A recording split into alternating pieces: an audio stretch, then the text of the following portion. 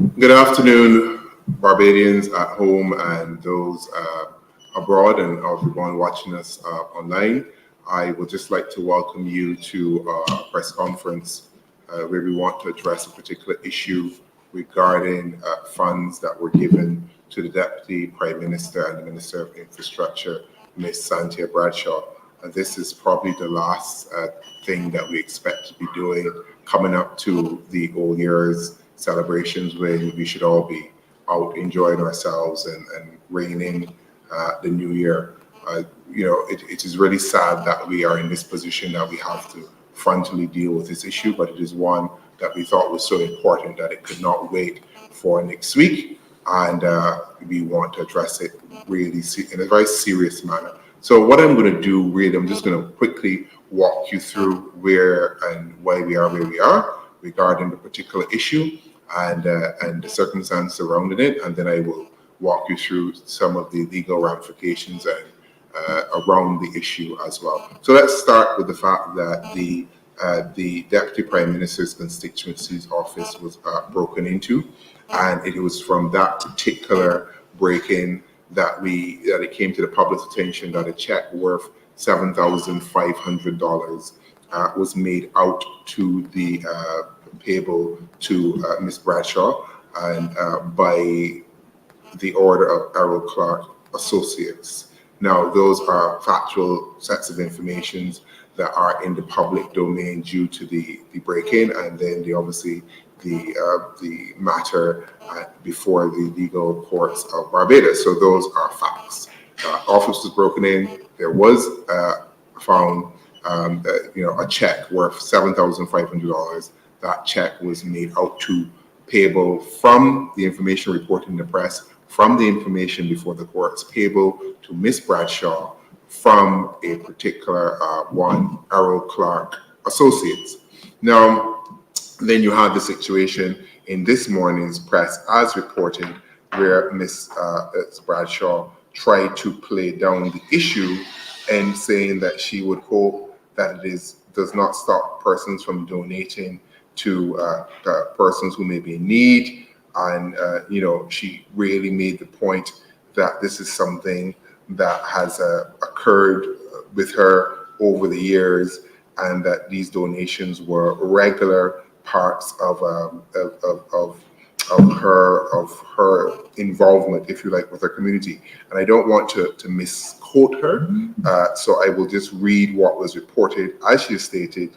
She says, however, reference is made in the social media posting about a check written to me in my name and issued by a well-known firm of professionals. The check for $7,500 represents a charitable contribution to my annual Christmas hamper and food voucher program. I've been spearheading this effort for several years now, and I've been assisted by several businesses and business persons over the years. This program predates my becoming a minister. Now, from this particular set of information, what we could extrapolate is that this particular occurrence of checks being written to Miss Bradshaw is something that's happened over the years, because that is what she alleges, or at least she alludes to by her own statements. Again, this is not any particular set of information that we are making up, or these are just things that are factually on the record and that Ms. Bradshaw herself has stated in terms of her behavior in receiving checks and contributions directly payable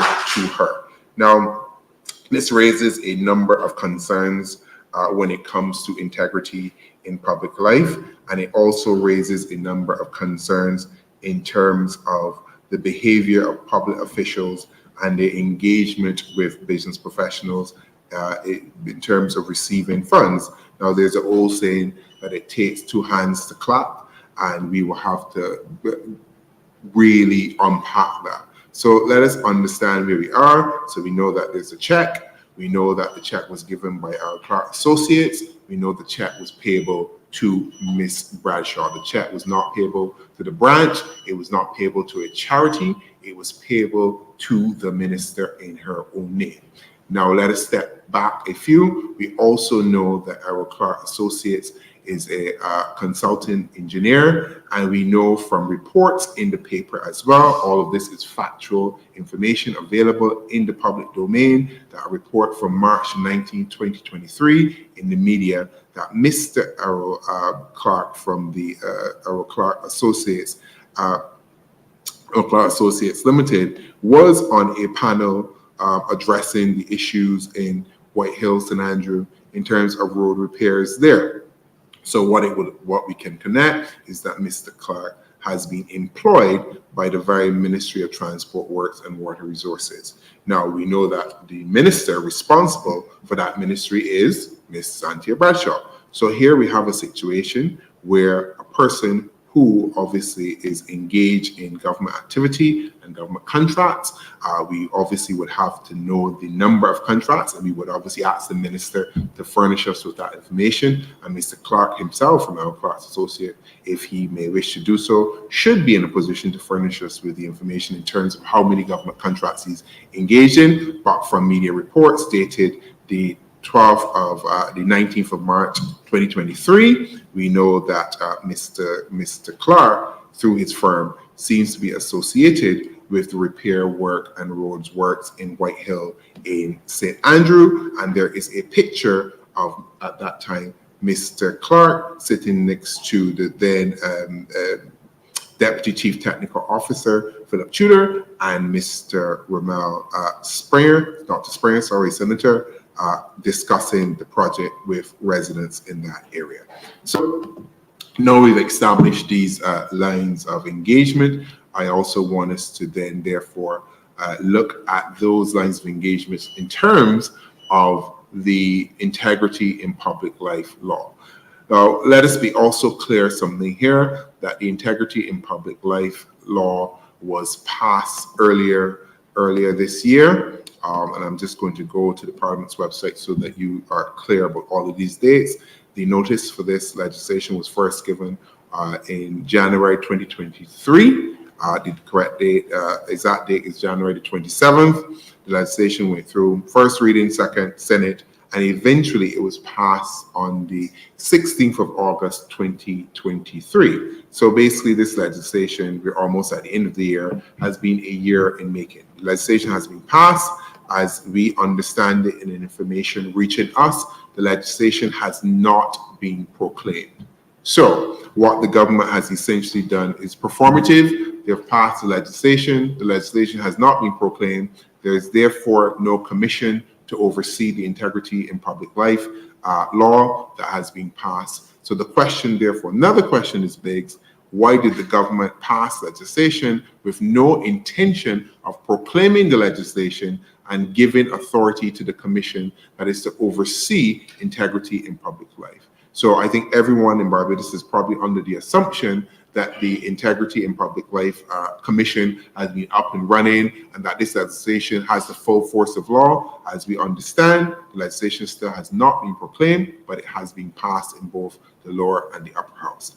Now, this situation only gets worse, if you like, for the minister, the Deputy Prime Minister and the Minister of Infrastructure and Public Works, because the minister is also leader of government business, and therefore should be fully aware of the very legislation that she would have piloted in the lower house to introduce integrity in public life. Now, when you go to section 23 of that legislation, it makes it very clear that a person who is in public life, which would cover the Deputy Prime Minister, who receives a gift worth more than $2,500, or whose spouse or child receives such a gift, shall make a report of that fact to the commission. So really what you're supposed to do if you're in public life and you receive such gifts over $2,500, you're supposed to report it to the commission. Now, in reporting those gifts to the commission, you have to make a determination, at least the commission will make a determination of whether it's a personal gift or it's an official gift, and where the commission finds that the gift was given to a specified person in public life personally, was trivial or not trivial, but the intention was to reward for doing or forbidding to do something else, basically some form of bribery, and this is according to the law here, the commission shall specify the person in public life either to retain the gift or the gift was not in kind, the commission shall in writing direct the person to deliver the gift or its value to the minister responsible for finance within not exceeding a period of 30 days. Furthermore, this particular legislation provides offences for those who fail to comply, of which would apply to the Deputy Prime Minister. And if you're found guilty of an offence and you're liable on summary conviction to a fine, which shall not be more than 3 times the value of the gift involved in the commission of the offence. So you have it here that it is very clear that if you are going to be receiving, or if the Deputy Prime Minister was in a position to be receiving such funds over the value of $2,500, those funds should have been declared to what should have been set up by now, a commission under the Public Life Integrity Bill.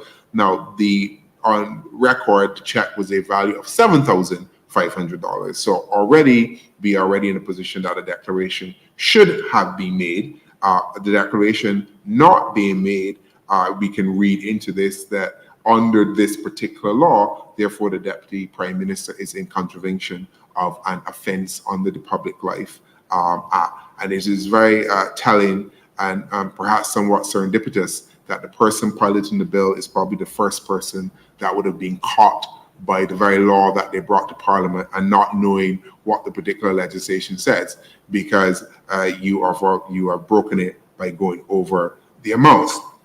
What I also find very telling from the statement from the Deputy Prime Minister is that somehow they're encouraging persons to donate, as if encouraging donations in terms of breach of the very law that was passed is okay. And I am here to make it very clear that the Democratic Labour Party, under my leadership, and I've said this before, I am probably the only leader in public life at this moment who can say categorically, never been involved, nothing, there is nothing here. And I can actually throw stones because nobody can throw them back at me. And I am making it very clear that this is not something that will ever be tolerated under a Democratic Labour Party government, or it will never be tolerated, even before we're in government, under my leadership. Former Prime Minister David Thompson found the Barbados Labour Party wanting with another check in Haggett Hall. And this seems to be a pattern of behavior in the Barbados Labour Party in checks written to persons. Again, those are matters of public records. And we would want the Barbadian public to engage not only with the Democratic Labour Party, but to understand what is at stake for the democracy, that no form of corruption or no form of perceived corruption of any kind will be tolerated. What we have here is a situation where I believe that the Deputy Prime Minister needs to resign because the matter is such a serious matter, and she should resign forthwith. And in her resignation, investigation should be launched into the relationship between the person who would have provided the funds for the Deputy Prime Minister and the Deputy Prime Minister, and a relationship between that particular consultative firm and government, and how many government contracts they have received. The reality is there is no way that you should be receiving any kind of funds, whether it's for donations for a children's party or not, or Christmas hampers or not, for anyone from anyone under your ministry. The Minister of Works and Transport and Deputy Prime Minister cannot be receiving funds from someone involved in works and building projects. It's a clear conflict of interest, and it is telling that the Deputy Prime Minister does not seem to recognize that conflict and actually tries to pass it over as if there's nothing to see here. You know, there's a whole saying, if it walks like a duck, quacks like a duck, it is a duck. And I would hope that the Prime Minister has the strength to remove the Deputy Prime Minister. The Deputy Prime Minister was already removed from education for botching the first, round of education reform, to put her in works. That has resulted in an even worse state, and our roads are in a deplorable state. And now we have to add to that what looks like a situation that should not be becoming if we take this and analyze it according to the integrity of public life law that was passed and piloted by the very leader of government business. So it is very clear under the law that anything over $2,500 should be declared to the commission. We have a particular situation where this check is definitely way over the amounts. There was no declaration because there's no commission, as we understand, because the government has not declared the integrity in public life. So in that situation, what should have happened and what should have contended is the very same thing the Prime Minister said when they first got into government, that they will follow the spirit of the law. I remember that. I remember the Prime Minister waving around the brown envelope, that, the sealed brown envelope. They've submitted their documents to me. We know how much they own and how much they earn, and it's in a sealed envelope, and it's with the cabinet secretary in the cabinet office. So therefore, if the excuse from the government is that, the commission will be set up in due time and we're waiting, but you can do the same thing. You could literally use the same process. You follow the spirit of the law until the law is actually, up and running in full. There's nothing that will stop you from following the law that has been passed. It has been passed by both houses. You've passed the law. Now you fail to break the very law that you passed. So what we have here is a clear violation of the law under Section 23(1). That violation is followed by sanctions under Section 24(1). And there I would say, if you look at Section 25(1) in terms of the code of conduct for ministers, the Deputy Prime Minister has also contravened that particular code of conduct, because there is a code of conduct under the law, under the fourth schedule for persons in public life, which states that a person exercising public functions shall ensure that he or she performs his or her functions that administers the public resources for which he's responsible in an effective and efficient manner, afford no undue preferential treatment to any person, and you shall not use your office for improper advancement of your own financial or other gains. And you should not directly use your office for private gains and those sorts of things. Here we have a situation where it is undeniable the check was written to the Deputy Prime Minister. The check could have been easily written if it is a clear donation to the constituency office or to a charity or to someone to facilitate. And furthermore, as I said, the conflict of interest, no agencies that you are involved in determining their contracts should ever be donating money to you as a minister. There should be arm's length, a hands off, no kind of relationship at all. So therefore, if you are the Minister of Public Works, nobody in public works should be donating any agencies to you. If you're the Minister of Education, nobody involved in educational resources should be donating resources or money to you. That is a clear conflict of interest.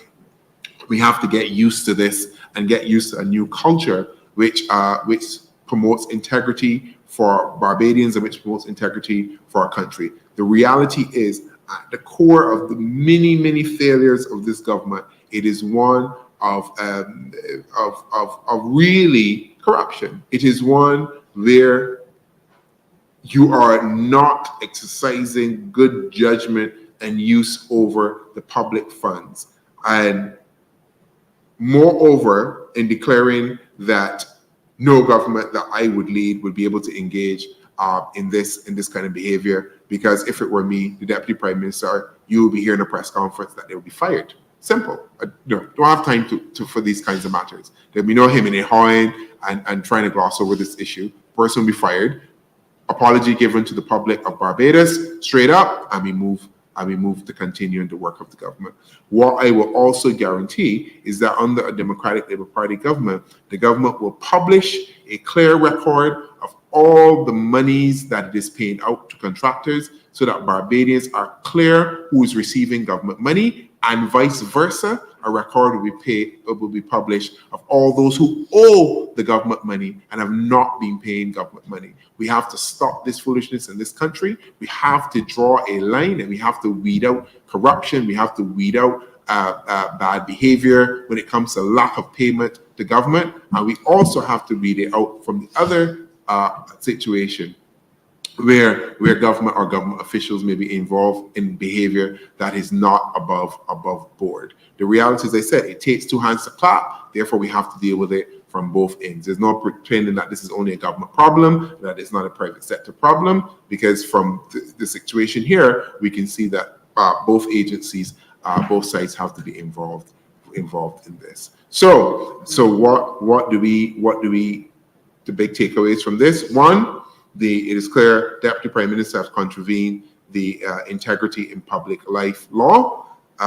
Two, that law has not been proclaimed, however, so we wonder what the government is hiding and why they're waiting why they're not proclaiming the law and getting the commission and all the agencies set up to get that law functioning. And three, we think that this is such a serious matter that the Deputy Prime Minister should resign. And four, there should be a full investigation into this particular matter in terms of all the contracts that the consultative firm that wrote the check to the Deputy Prime Minister have been given under her ministry, and a clear review of all of those contracts. So I think that is where we are at, and I will just hand over to my colleague Felicia and then Walter to make a few interjections. Good afternoon. Well, the reality is that we are seeing a matter of a clear conflict of interest, and a conflict of interest primarily means when one individual overrides their interests for their own personal gain. And that personal gain could be any matter. And in this matter, we're seeing that the Deputy Prime Minister is saying that she used the funds for a Christmas party. Of course, we have to be mindful that the Deputy Prime Minister is also a politician. And so we have to look at the way the things are. We can't put our minds in other places and just take things for face value. So the idea is that when you look at the entire situation, we tend to look at what we call blue-collar crimes different from white-collar crimes. We have to deal with the matters the way that it is, very, very similar to what the Auditor General was speaking about in terms of the level of conflict of interest that happens by whether it's government agencies, whether it's civil servants, or whether it's politicians themselves or public servants. So we need to clamp down on such unethical behavior. And the reality is that we're hearing that, yes, it was a Christmas party, but we cannot say that the ends justify the means. If the end is unethical, the means is also unethical. If the ends is illegal, then of course the means will also be illegal.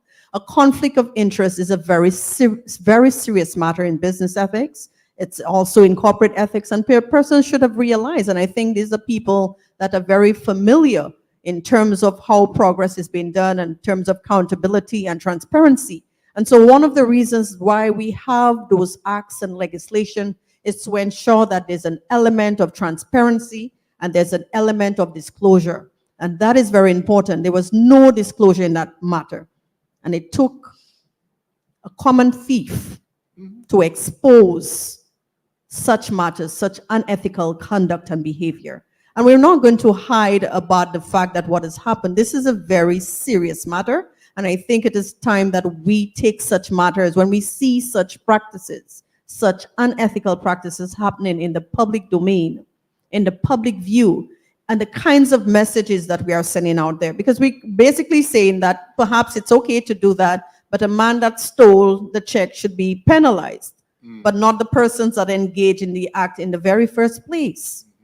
So we cannot make moral decisions, we cannot make legal decisions determinant on who makes them. We cannot have what we call subjective morality. If the thief was penalized, then everyone who was engaged in that activity has to be held accountable as well. This is a society where we want to practice equity and equality, And so that every individual must be held accountable, whether you're the ordinary person on the van stand, or you're a politician, or you're a public official, you have to be held accountable as well. And I think all Barbadians should hold this government in account. And there's one thing that I'd want to add. We've heard quite a number of cases where we've had a probe, we've had investigations, and nothing comes out of it. And I think this is the time that we have to take such matters very seriously. Why? Because we do not know what other gifts has been given in the past. We want a thorough investigation in this matter. Why? Because now it's in the public domain and there's admittance of what have occurred. This is not something that was said from somebody else's. They came to the public domain and admitted that this is what occurred and this is what transpired, and it takes us as the public officials, it takes us as the public and citizens to come forward and to ensure that everyone is held accountable. A conflict of interest can have detriment on the governance of the society. What it actually does, it questions democracy in and of itself, because we do not know what our public officials are doing. So we expect that the government will take notice of what has happened, and of course will have to take into consideration the very glaring conflict of interest that have taken place. And as I said before, conflict of interest may not necessarily be something that is negative, but in the case of a public official, you'd have to declare what has occurred. You receive funds and it should have been declared. You had no reason to not inform the individuals that had to be informed. So you made a decision, and you at some point at the end of the day, you have to be held accountable and you have to hold the consequences of your actions. And again, as I said before, every individual, sometimes we make error in judgment. We make errors in judgment because we are human beings. But that does not mean that we do not have to face the consequences of those errors in judgment that we make. So in such matters, this is a very serious matter, because we do not want such kinds of unethical practices. It speaks very deeply of corruption, and we do not want to have any kinds of such practices, whether it's in government or whether it's in any other aspect of our society. As I said before, there's no real distinction between white-collar crimes or blue-collar crimes. A crime is a crime. And every single individual, once you engage in any act that violates any law or rule, then it is up to us as citizens to ensure that those individuals are held accountable. Thank you. Thank you, Sister Felicia. Happy New Year, and to the members of the press and those who are watching on. I listened to our president just now, outlining the facts of this matter.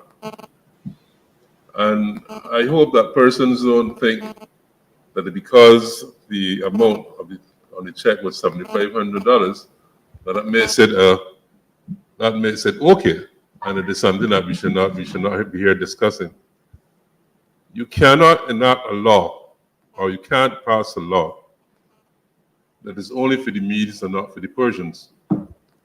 And this seems to be what is coming over, because in that said act, any public servant that receives money from any entity to which that public servant is connected or is engaging, that public servant would have been called before the Public Services Commission and probably looking for a job. And so it cannot be that this act satisfies one section of the society, but then when it comes to the ministers, then it is not enacted. That to me is so wrong.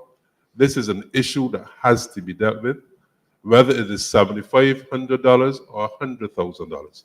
And I wonder if it was $100,000, the reaction might be different. But it should not be different, because once you break the law, you broke the law. And that is what we're talking about. And this comes back now to another question, this whole idea of campaign financing.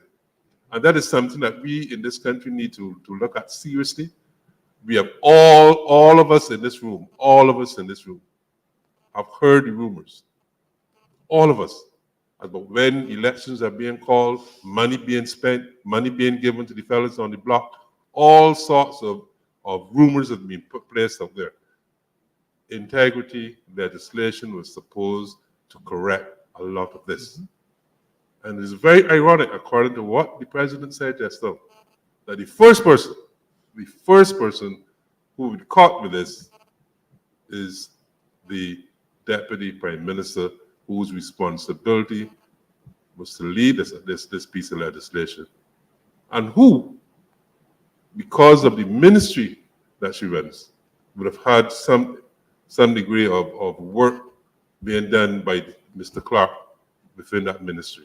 It's an attachment. There's a correlation to what is happening here that we, as Barbadian citizens, must be aware of and we must be concerned about. This is not an issue that can be shoved underneath the carpet. It is not. And it begs the question as to whether or not there were more checks like this. It is that a check was found by an individual who broke into the Deputy Prime Minister's his constituency office. But the question asked, we should ask ourselves, have there been other donations like this? Is it? And that is something that we need to worry about. We must be concerned as to whether or not, and the president made the point, we continue to talk about accountability and transparency in government. Persons who are given government contracts should be listed, and every person in Barbados should know this is our money that's being spent, how it is being spent, who is being awarded the contracts. Okay, they have satisfied all of the areas that they should, and these people are being awarded the contracts. We should be aware of this. It shouldn't be anybody cloak and dagger that somebody's hiding behind somebody's shirt tail, because it is our money. It is our money. I too would like to know. I passed up the road going to Sam Lord's Castle. There a lot of money was spent on that road. We had some rain the other day, and the road almost impassable. There's flooding in the road. That is our money, and we need to know why is it that is happening. So these are questions that the $7,500 is going to relate to other questions that we as citizens of this country will need to ask. It is our money. We need to find out who are those individuals or those companies who are getting the contracts from government. But like I said before, you cannot have a law that only pertains to the Medes and not as well to the Persians. That, brothers and sisters of this country, it is a reason for disaster. It cannot be an us and them. It is either that it relates to all of us, but it cannot relate to some and not others. And I totally agree with the president on this one. I totally agree. This breach cannot be allowed to pass, and I think it is in the interest of this country that the Prime Minister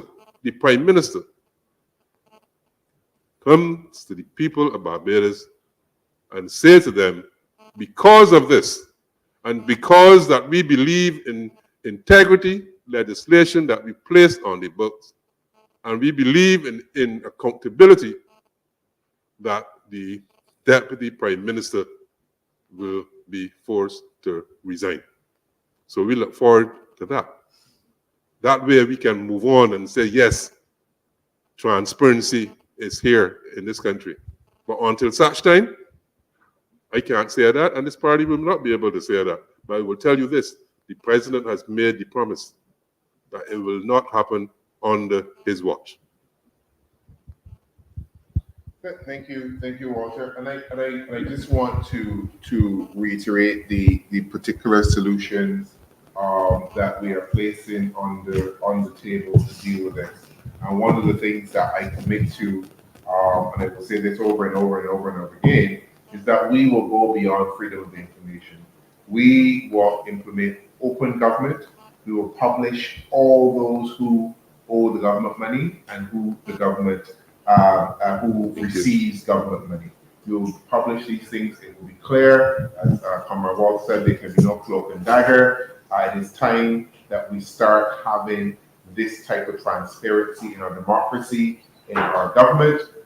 We had a situation recently where it took a freedom of information in Cayman Islands to discover a contract between Barbados Tourism Inc. and Cayman Airways on seat allocation for a new airlift between Cayman and Barbados. That is ridiculous. That should not happen. You have to go outside of Barbados to get information on the running and use of taxpayers' money.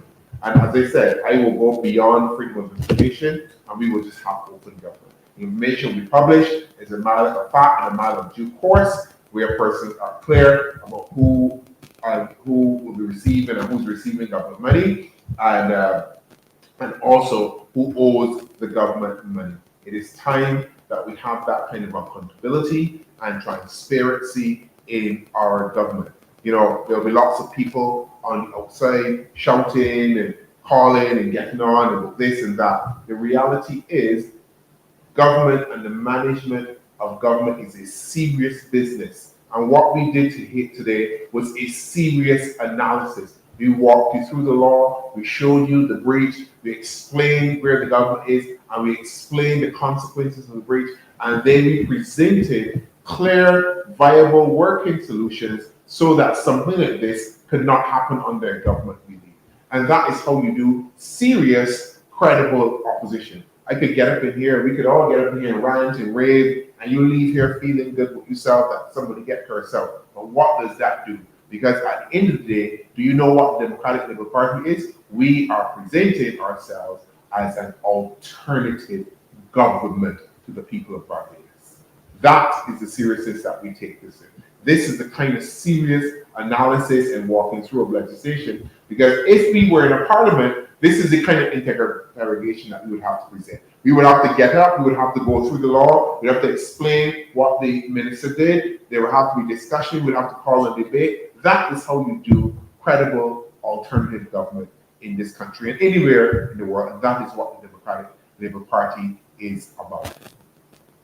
Now, that would bring us really to the end. As I said, we just wanted a very clear, tight, short presentation in terms of what the issues are, where our minds are in these issues, and what we expect. And now I'm just open to questions from you. Just one question from me.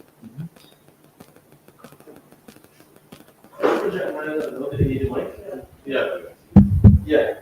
Colvin Manzi from Nation News. And my question is just quite simple. Given the fact that the bill has not been, the act has not been proclaimed as yet, and there is no integrity commission, we don't even have a public accounts committee functioning. How do you propose, who do you propose should do this investigation that you were calling for? So what we had when the Prime Minister was trying to make a sound dance about integrity legislation and behavior in public life, which we know was just all, as I said, all theater and no real substance. If I recall correctly, the submissions at that time from all the ministers, their declaration of assets was put in a brown envelope and given to the cabinet secretary. And therefore, the whole idea was that the cabinet secretary would be responsible for holding the information about the assets of members of parliament. Given that that was a precedent set by the Prime Minister, absent an integrity commission, until we have such a commission, the cabinet secretary should be empowered and be empowered to do the same thing. If you're holding the information, well, you go carry out the investigation as well. Because until such time, you are obviously the person that was designated with the ability to hold information on assets and to police the conduct of ministers in terms of their integrity in public life. And I would say this as well. The reality is all of these members of parliament receive about $2,500, if I believe, monthly to assist with constituency matters. So what is happening to that constituency allowance? Where is the breakdowns and the declarations of how that is spent? So you had the Deputy Prime Minister with her PR stunt trying to soften the impact of this, Brother Maloney said, just because it seems like it's $7,500 doesn't make it any less serious than if it was $30,000. The act is the act, and the reality is under the law they said above 2,500. So the law even said this has gone way past the baseline of what the law said. So when Minister Bradshaw comes saying, you know, the money was to feed people, as if that is supposed to say that because you're taking money in order to feed people, that you cannot be caught under the legislation, that doesn't exempt you from the behavior. You already get a constituency allowance to help your constituency. And if there is issues in terms of ability to feed persons in your constituency, that also falls on you as a minister and your government policies. So what, you trying to correct it at the front end, or you taking money at the back end to feed people? So in a way, you are simply perpetuating the cycle of poverty and dependency to keep you in your position. And then all of that, you add to the fact that you're breaking the very acts that you pass to stop corruption and to promote good conduct in public life. You know, the whole thing is really damning on the prime minister and the deputy prime minister, because do not ever forget the prime minister walked up, down, across Barbados, all across the world to complain and to be home the last Democratic Labour Party government about corruption and behavior and conduct in public life. And that is not to say what happened in the past is right or wrong. It says that is the approach that the prime minister took. So you cannot do that and then come here and support this kind of behavior where you are contravening and breaking the very law that you have implemented. This is their law. If you want to say, let's be clear, this is the Bradshaw law. Sandy broke your own law. You piloted this. You were leading government business.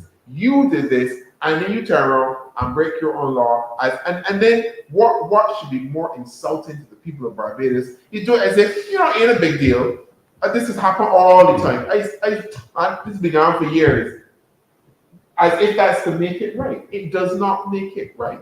And we have to get to a point in this country where these sorts of matters are prosecuted in a serious manner. They are dealt with by the courts of law, and they're dealt with by the institutions in this country. The reality is this government has all the seats, every single seat.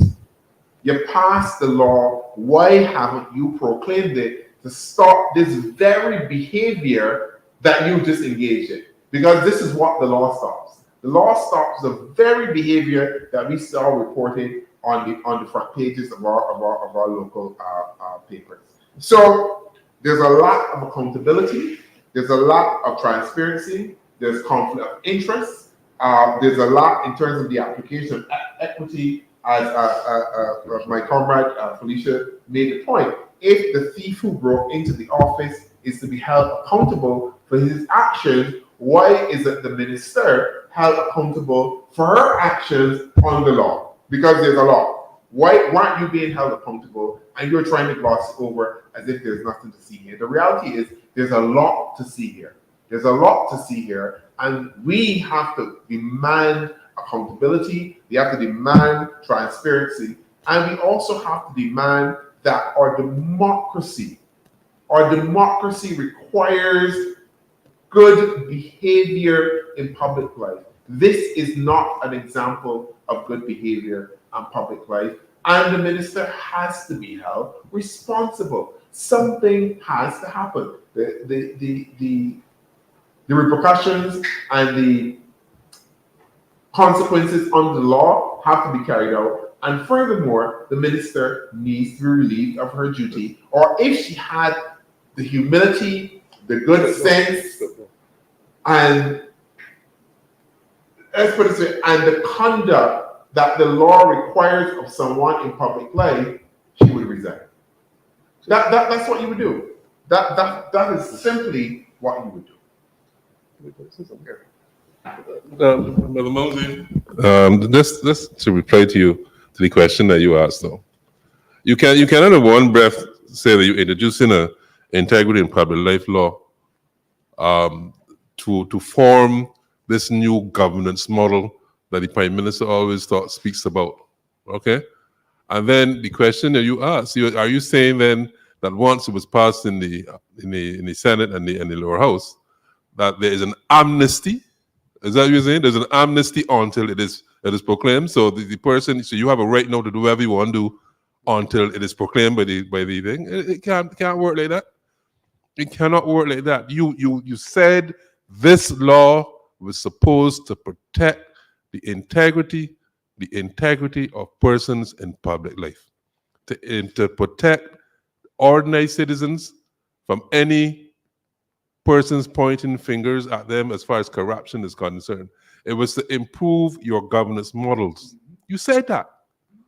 And so if you're saying all of these things, you cannot now, after the bill goes through those two stages of Parliament and the Senate, there is some amnesty being laid down and say, well, it didn't enact that, so we cannot enforce it because until the enactment, then she has done nothing wrong. No, it doesn't work like that. It cannot work like that. The fact that you came to the public in Barbados and you touted this thing, you remember? You blame the Senate. You blame the Senate in the last sitting for not allowing the bill to pass. That is a fact. It came back. It went through. Now you were saying that after putting in all of these restrictions in the act, that the act is being broken, but the argument is it has not been proclaimed, so it is okay. It cannot be okay. It cannot be okay. And like I said before, you cannot have a law that is for the Medes and does not apply to the Persians as well. It is wrong.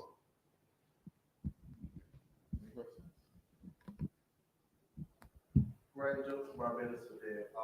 Just for my benefit, in terms of this might be a two-part or something. In terms of the proclamation, who really is responsible for the proclamation of the act itself? And if we've made a call for something to be done with regards to the offending person to be sanctioned under the act because they haven't been officially passed yet, what next if you don't see something coming from it? So in terms of the first part, who's responsible for the proclamation, that will be the government. So in terms of how legislation works, it goes through the first stage in terms of the lower house, you go to the upper house, then once it's passed, the government has to put it before the president for a signature so that it officially becomes law. Because we know under our Westminster system, even though we're a republic, if it is not signed by the president, it is not actively law. So you can do all you want in terms of the house passing, but it is not actively law. That said, we have an example where at the beginning of this government, the Prime Minister made a point to say that sometimes you need to follow the spirit of what the law is trying to do, not necessarily the letter of the law. And here you have more than a spirit because you actually got it written down. So we very close to the letter. So you should follow the spirit if the Prime Minister is being true to what she was trying to do, because at that time they took the assets of persons and said, you know what, we're going to hold these until we get the particular laws passed and up and running. So if that is the situation, now that you've got the law and it's up and running, even though the agencies surrounding this law are not actively set up because of lack of proclamation, that should not hold you back, as Comrade Walter is saying, from carrying out the law because it's on your books. That makes a farce of what you do in Parliament. That makes a farce and a mockery of our democracy and everything that we do to say that you're going to pass a law, but you know what, I'm going to let it sit there for maybe 2-3 years, not proclaim it. I can just do what I want until I feel like comfortable that I've gorged myself enough. And then once I feel like I gorged myself enough, and my throat in the trough, and I do everything, then the law will be proclaimed because it's fine. Because during that period, the law technically, not even technically, the law didn't necessarily apply to me. That cannot work. The law has to apply. The reality is you have, from the facts in the public domain, a donation of some sort, a gift of some sort, being made out to a minister for more than the value of what the law knows. The law says $2,500, anything above, it's clear, $2,500 has to be declared. It has to be noted to the commission. It has to know who gave it to you, the approximate value, what the gift is for, was it an official gift, was it a personal gift? All of this has to be declared. So you have a situation where that was not done. It seems, it's the worst thing, that the minister is doing this on the hook, that, actually, they were in the law. So I okay for now. I get, I good. And that cannot be right. And that cannot be the case, because that tells me that you are not taking it serious, that you're not taking integrity in public life serious. I am promising, what I promise, this is a commitment, and anybody who knows me knows I'm serious. There will be integrity in public life under the Democratic Party government that I lead. Because I am telling you right now, God is my witness. If this were me, she would be fired. No questions.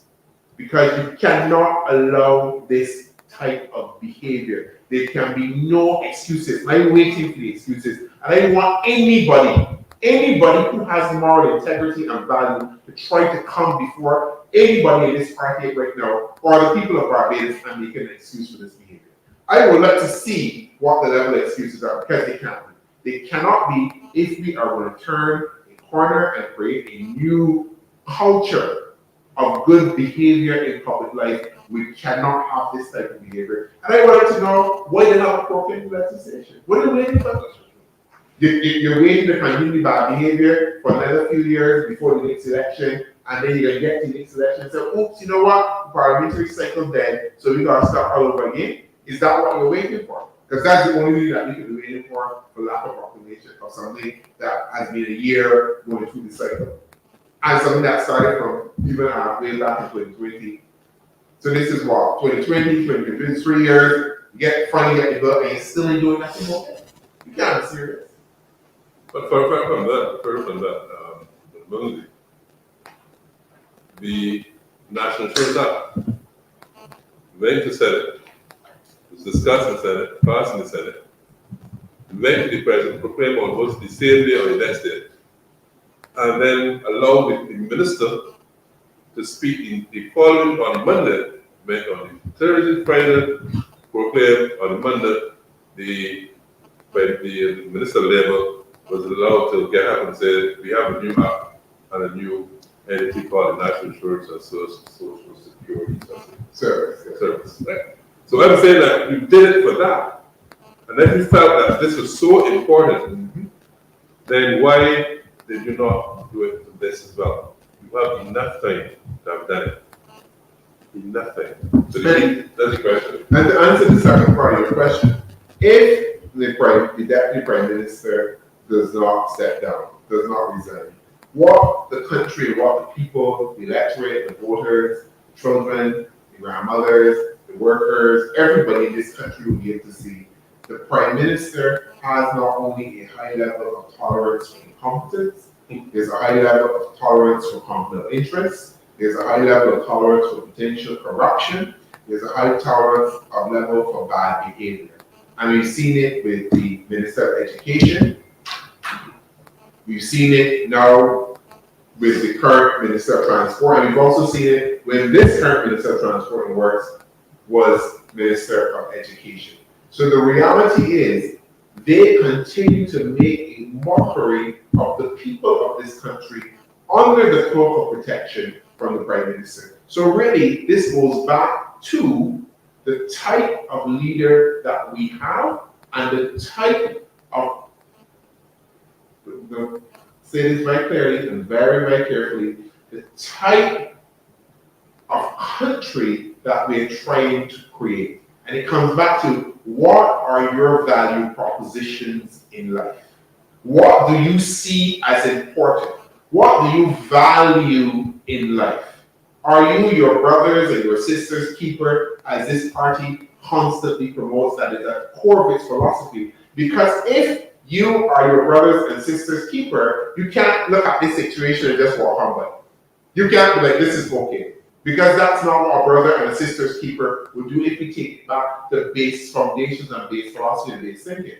You're going to do something about it because it's what they say, right? Whether it's your friend or whether it's not your friend, and especially if the person is close to you, that is when sometimes you have to demand a higher standard. And the consequences sometimes have to be higher because they are your friend. And if they've let you down in that capacity, then you have to act. And the Prime Minister will have to make that decision whether her friendship is more important to her than the people of this country that you are elected to lead. That is the reality. That is a decision and a choice that the Prime Minister will have to make. Your friend, or you've been elected to be accountable, to be transparent, to be open to the people of this country. Who are you going to choose? And if the Deputy Prime Minister remains in her position, the people of Barbados will have known the choice that the Prime Minister has made. It's that simple. Well, I want to thank you for coming out on such short notice for this press conference. I want to wish you, the members of the media, a really good New Year, prosperous New Year. I hope you have a good New Year tonight. I was going to say don't have too much fun, but there's not such thing as too much fun. And we look forward to seeing you in the new year as we roll out some of our initiatives and schemes and some of our engagements. And we look forward to your coverage.